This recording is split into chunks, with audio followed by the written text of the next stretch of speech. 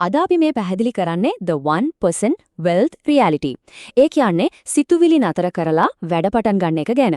හීන ලෝකවල ජීවත් වෙන බහුතරයෙන් සැබෑ සාර්ථකත්වයේ ලබන අතලොස්ස සම්පූර්ණයෙන්ම වෙන් කරලා අඳුරගන්න ඩිජිටල් අධිරාජ්‍යයක් ගොඩනැගීමේ කටුක යථාර්ථය හෙළි කරන තැන තමයි මේ.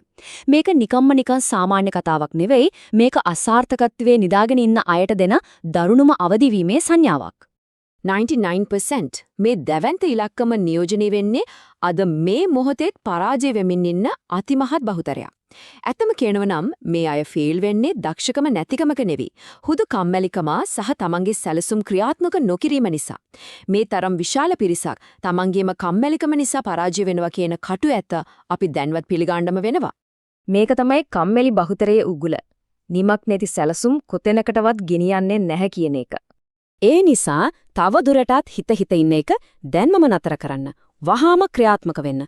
නිතරම විශ්ලේෂණය කරන එක, කල්මරමර සැලසුම් කරන එක, ඒකෙන් ප්‍රගතියක් ලැබෙනවා කියලා හිතාගෙන ඉන්න මායාව අදම මේ මොහොතේම සම්පූර්ණයෙන්ම බිඳලා දාන්න.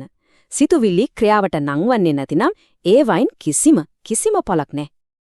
මේ වෙනස දිහා පොඩ්ඩක් හොඳට බලන්න. බහුතරයක් දෙනා පැත්තකට වෙලා නිදහසට කරුණු කිය අනිත් අය දිහා බලාගෙන ඉද්දි අර කියන 1% වුණු සාර්ථකම පිරිස රහසේම කිසිව නතරවීමක් නැතුව වේගයෙන් ක්‍රියාත්මක වෙනවා. එයාලා නිදහසට කරුණු හොයන්නේ නැහැ. එයාලා හොයන්නේ ප්‍රතිඵල. එයාලා තමන්ගේම පද්ධති ගොඩනගනවා. ඊළඟට අපි බලමු සැබෑ ධන සූත්‍රය. වේගය.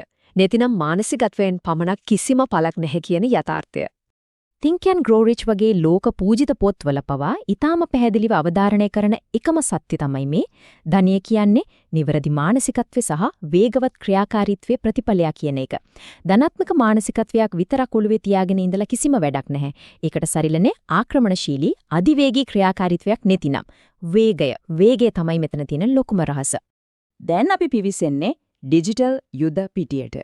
ඒ කියන්නේ සැබෑ ආදායම් මාර්ග නිර්මාණය කිරීමේ අධිරට.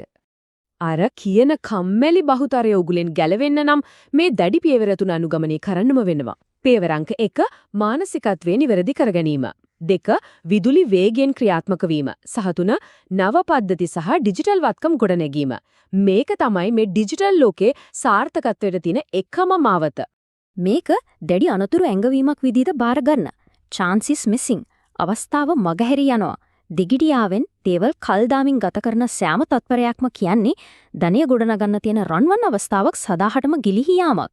මේ කතාව අහන ගමන් ගත වෙන තත්පරය පවා ආයේ එන්නේ නැහැ. කාලය කාටවත් ඉඩ දීලා බලාගෙන ඉන්නේ නැහැ. මේ තමයි අවසාන නිවේදනය. ප්‍රොමෝරා ඇකඩමි සැලසුම. මෙතනදී මෘදු උපදෙස් දෙන්නවත් තීරණ ගැනීම හෙටට කල් දාන්නවත් කිසිම ඉඩක් ඉතිරි වෙලා නැහැ. Tamanගේ පරණ කම්මැලි පුරුදු අදම මේ දැන්ම අතහරින්න. ප්‍රායෝගික ව්‍යාපාරික රහස් සහ අන්තර්ජාලයේ මුදල් උපයන තියුණු උපක්‍රම ප්‍රගුණ කරන්න. සැබෑ ඩිජිටල් ව්‍යාපාරික අධිරාජ්‍යයක් ගොඩනගන්න නම් කිසිම දෙගිඩියාවකින් තොරව ප්‍රොමෝෂර් ඇකඩමි නාලිකාවත් එක්ක එකතු වෙලා දිගටම රැඳී සිටින්න. ඒක තමයි මේ ගමනේ තීරණාත්මකම පියවර.